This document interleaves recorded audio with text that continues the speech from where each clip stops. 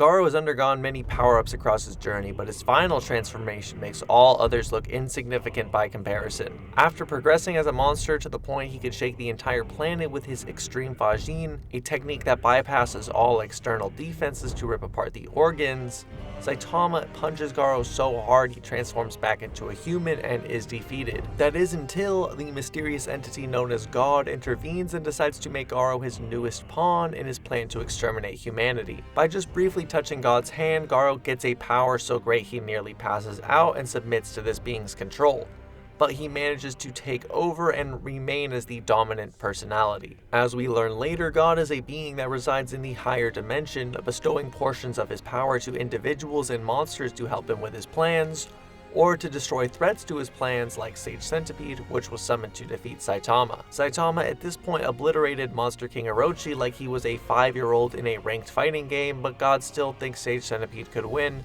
and Garou defeats Sage Centipede with a single karate chop. This is despite the fact that Orochi could casually move chunks of the Earth's core just by powering up his strongest move, which some have calculated to be as high as Small Planetary.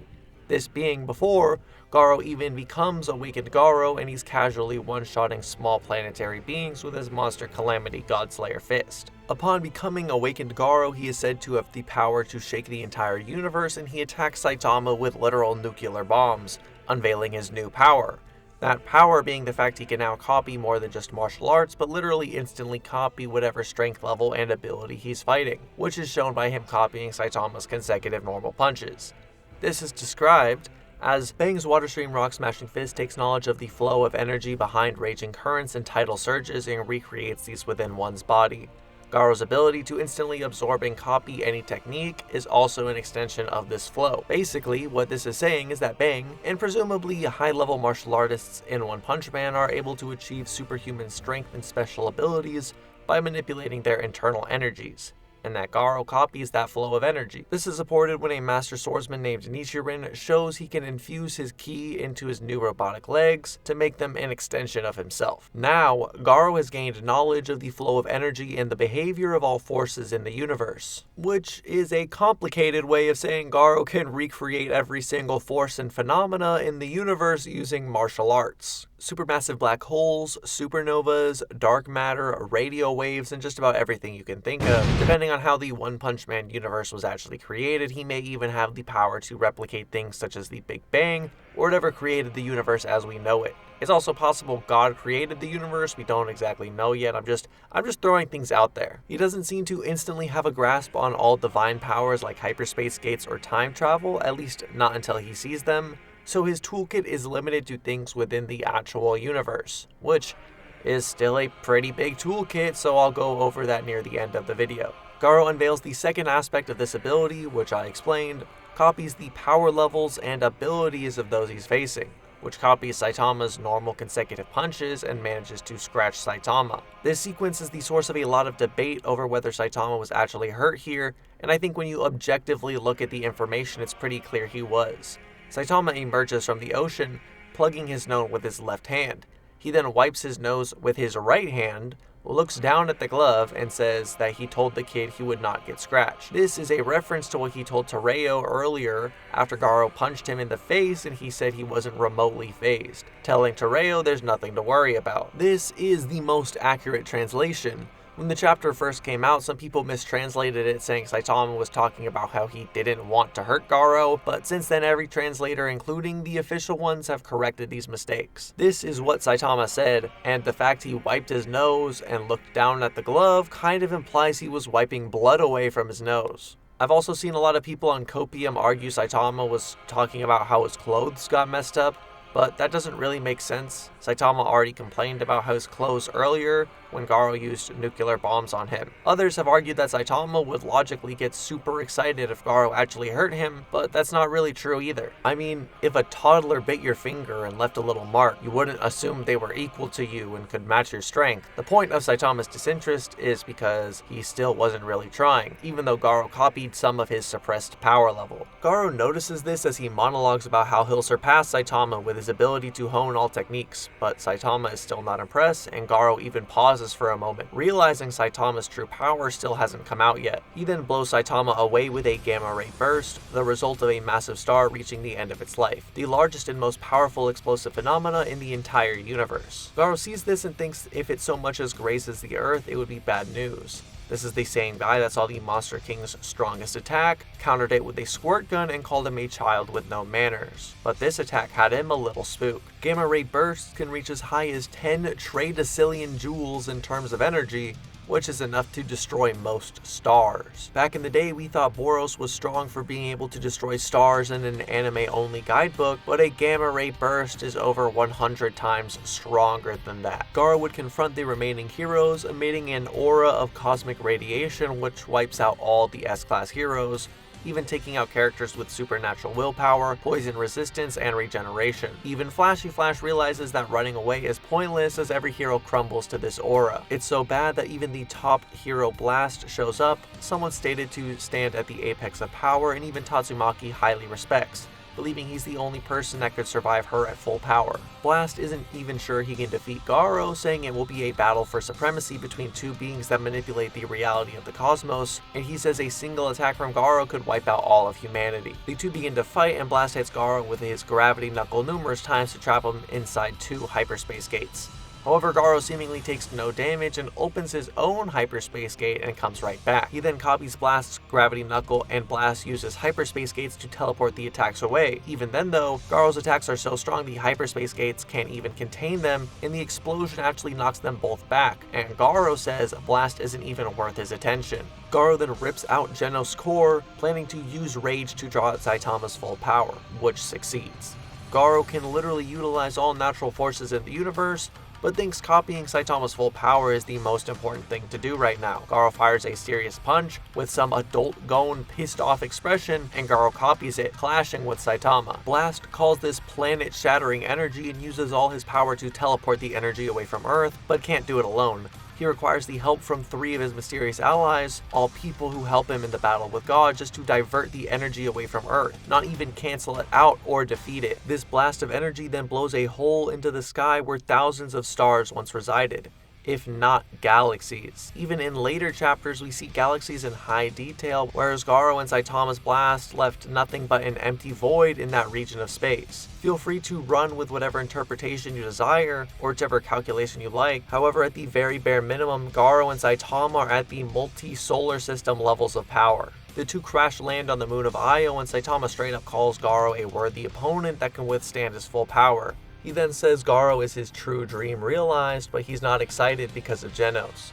There is no way to misinterpret this. Saitama is outright saying Garou can rival him in full power. Many people get it twisted because Saitama shortly after this says he can handle Garou with one hand, but Saitama using one hand instead of 2 does not mean he's holding back his power by hundreds of times or something. Saitama usually ends fights with one punch, which only uses one hand. Meaning Saitama is most likely using his full power with one hand. Saitama is also growing stronger and probably knows it, seeing as he says as much to Genos way back in the audiobooks when the anime first came out. The two begin their climactic battle where Garou uses his new abilities in tangent with his martial arts, spamming hyperspace gates, and Garou takes an omnidirectional series punch, which is basically Saitama jumping around firing off serious punches. Remember a moment ago, 2 serious punches clashing did this, and now Garou is getting hit with tons of these attacks, getting ping-ponged across an entire moon.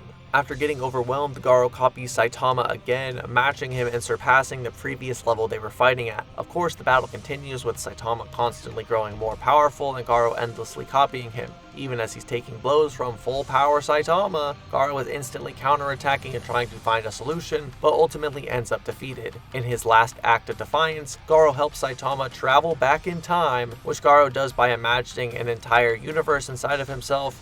However, Garou couldn't join Saitama and his power was stripped away by God. Saitama then appears, one-shotting Cosmic Garou before their battle even begins. Mind you, this Garou hasn't even copied Blast or Saitama's powers yet, he's basically just base Cosmic Garou. In the new timeline, Blast witnessed Saitama defeat Cosmic Garou and was shocked by the abnormal strength it took to defeat Garou, who put the entire Earth in danger. He then tells Sitch, "I couldn't see the bottom." presumably talking about Saitama's strength and that it was beyond even his ability to measure, showing just how strong the original Garou had to be to push him that far. We then learn of the leader of the ninja organization, Empty Void, known as the most powerful ninja in history and said to be able to unleash endless ninjutsu. Blast warns Flash they were equals before Void took the power of God, only managing to wound Void through unknown means, which left him worse for wear for 15 years. Once New Garou was defeated, Blast redirected Garou's cosmic energy into another dimension to protect the Earth, but Void shows up and consumes Garou's energy, which gives him enough strength to counter numerous of Blast's with relative ease, now having revived himself and healed from his injuries long ago.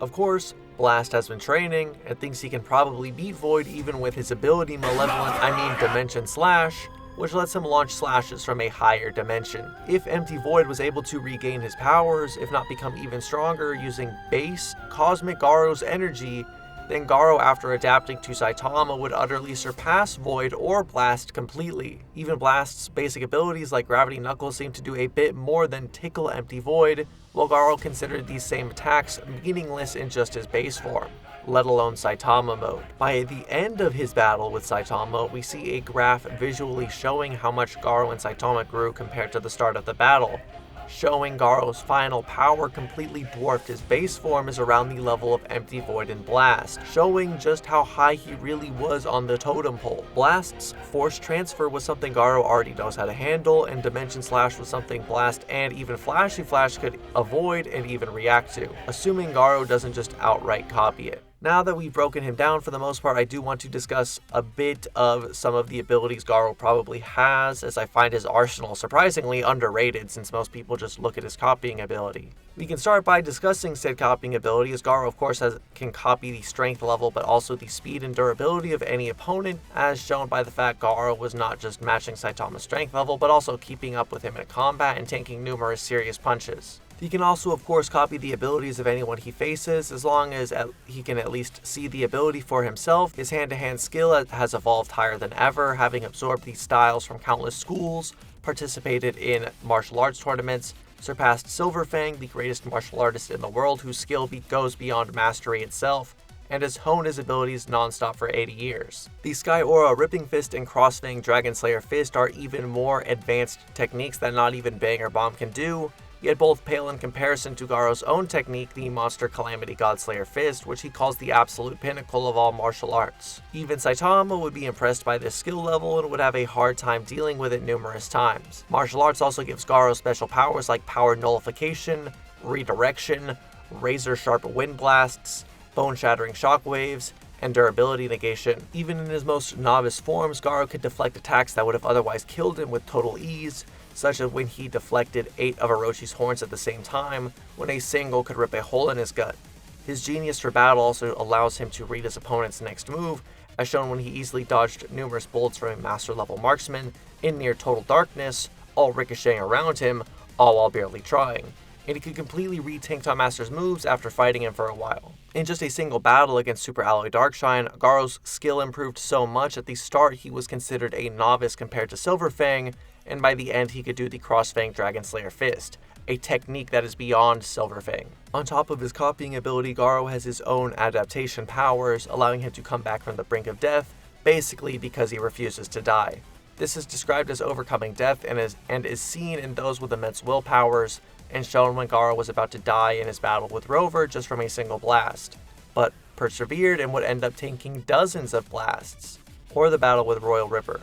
When fighting strong opponents, he also just gets strong just to meet the challenge head-on, shown with him constantly growing against Orochi, Darkshine, and Platinum S.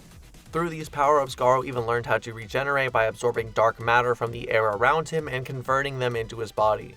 With Divine Power, Garou of course passively releases Cosmic Radiation, radiation being something that literally rips apart our cells and DNA, and could honestly deal with pretty much anyone no matter how strong they are if they don't have a defense for it. On top of that, he has access to possibly every phenomenon in the entire universe. Now, if you take this literally, which I'll be honest, I think you should, Garou has an insane arsenal of abilities at his disposal. Mind you, this is more than just cosmic forces, this would include everything on every planet in the universe. He can manipulate gravity, which he does, He can create black holes, supernovas, hypernovas, quasars, dark matter, radio waves, light beams. He might be able to manipulate temperature, such as the extremely high heats of quasar 3C273, which was estimated to reach over 10 trillion degrees, or things as cold as absolute zero. He might be able to control the elements like fire, water, earth, and wind, earthquakes, volcano eruptions, plant manipulation, the endless different types and combinations of venoms, poisons, and acids, those produced naturally in the world or through chemical reactions, which Garou can logically do if he can make nuclear bombs come out of his hands. Antimatter, dark energy, entropy, a whole bunch of things that, I'll be honest, I don't even know what they do, but as previously stated, Garou has knowledge on everything in the universe and how to recreate it with martial arts. The overall point being, his total arsenal is pretty busted, especially compared to the rest of his own series. He's probably the most diverse character in the series, barring God himself, and it makes you wonder how Garou stacks up to many of anime's most busted characters in equal stats battles.